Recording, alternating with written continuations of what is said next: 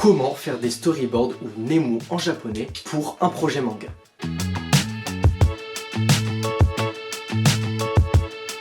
Je vous invite à aller voir les premières vidéos de mon nouveau projet que je filme de A à Z sur YouTube où je dessine un nouveau manga. Je vous les mets juste là-haut et vous pouvez aller les voir pour comprendre encore mieux celle-ci. Aujourd'hui, on va s'attacher donc sur le côté du storyboard, c'est-à-dire commencer à réfléchir à la composition et à comment va être graphiquement votre histoire. Ces Nemu consistent à récupérer donc tous les points du scénario que vous avez déjà écrit auparavant et vous allez les transformer en dessin. Pour vous donner une petite idée, moi je prends toujours un grand carnet pour pouvoir faire les Nemu. Ça ressemble à peu près à ça. Les professionnels les dessinent en général un petit peu mieux, mais moi comme je sais très bien ce que j'ai en tête, ce que je veux faire et que j'ai pas besoin de les présenter par exemple à un éditeur, moi je sais exactement ce que je veux et je saurai en tout cas le réutiliser quand je vais dessiner mes vraies planches. Il s'agit donc ici d'une ébauche des futures planches de manga du projet. Vous pouvez déjà voir donc ici on réfléchit à la composition de la page, on réfléchit déjà au dialogue, à comment les personnages vont être, les décors, etc. Donc tout en fait va servir à prendre le moins de temps possible sur les planches et être le plus efficace possible. Cette étape est absolument cruciale pour moi pour pouvoir faire un bon manga, car si vous débutez directement les planches, l'histoire va sans doute être bizarre. Alors que ça, vu que le dessin est très simpliste, vous pouvez les refaire un certain nombre de fois. Surtout quand vous faites donc ce genre de storyboard de Nemu pour votre projet, soyez concis, efficace, ne passez pas trop de temps au dessin parce que ça va être dans une seconde partie. Il faut éviter de perdre du temps, il faut se concentrer vraiment sur les efforts de mise en page,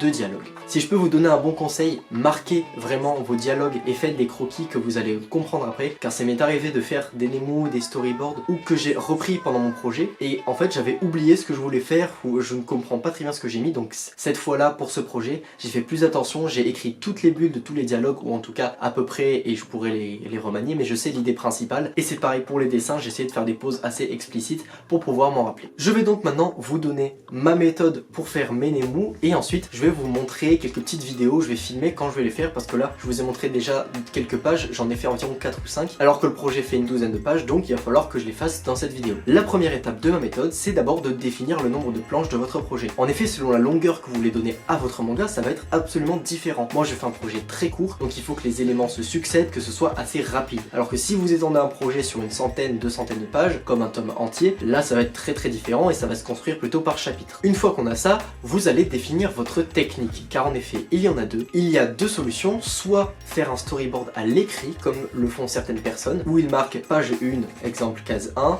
le personnage se tient droit, plan rapproché, case 2, il est en train de se battre contre un ennemi, case 3, etc. Personnellement, je n'aime pas cette façon de faire parce que lorsque vous êtes à l'écrit, vous pouvez imaginer des pauses, mais vous n'allez pas réussir à les retranscrire directement sur le papier. Alors que la deuxième méthode consiste à faire un storyboard graphique, comme je vous ai montré, où là vous allez pouvoir travailler sur cette mise en page. C'est mon conseil, après vous faites ce que vous voulez, vous pouvez essayer les deux, les combiner, c'est vraiment à votre guise. Mais en fait, je conseille particulièrement la première, c'est-à-dire celui d'écrit, quand vous êtes scénariste, que vous travaillez avec un dessinateur, ça va être plus simple en fait de lui donner un storyboard écrit car son imagination va pouvoir fonctionner parce que généralement les scénaristes ne savent pas dessiner, ne savent pas mettre en page, alors que c'est le rôle du dessinateur qui peut se retrouver parfois un peu emprisonné dans la composition qu'a déjà faite le scénariste qui peut ne pas être exceptionnelle. Ensuite, la troisième étape, c'est de commencer les Nemu, c'est-à-dire vous jetez vos idées, vous réfléchissez à une certaine composition de page, vous pouvez raturer, revenir sur des éléments, là c'est vraiment une phase de brouillon, vous mettez tout ce que vous avez en tête et une fois que vous avez fait tous les dessins, vous allez rajouter les bulles, leurs emplacements et les dialogues, ce qui est super important. Voilà, je pense avoir dit vraiment l'essentiel sur le storyboard, sur les Nemu. Il n'y a pas énormément de choses à dire, mais ça, ce sont vraiment les bases pour réussir à faire le vôtre. N'hésitez pas dans le commentaire à me dire si ça vous a aidé. Et ensuite, là, on va se regarder des petites vidéos de moi en train de dessiner des Nemu. Comme ça, vous allez pouvoir voir ma méthode, comment je fonctionne. Voilà, ça va être hyper intéressant.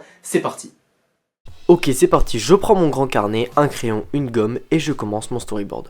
Donc comme vous voyez, je dessine d'abord ma case et des fois ça m'arrive de ne pas faire le storyboard dans l'ordre parce qu'il peut y avoir une case plus importante que les autres que j'ai envie de traiter en premier et ma composition du reste de la planche va varier selon ce que j'ai fait avant. Donc ça c'est tout à fait possible. Donc là je vais vous montrer tous les autres storyboards, tous les autres Nemu que j'ai fait avant.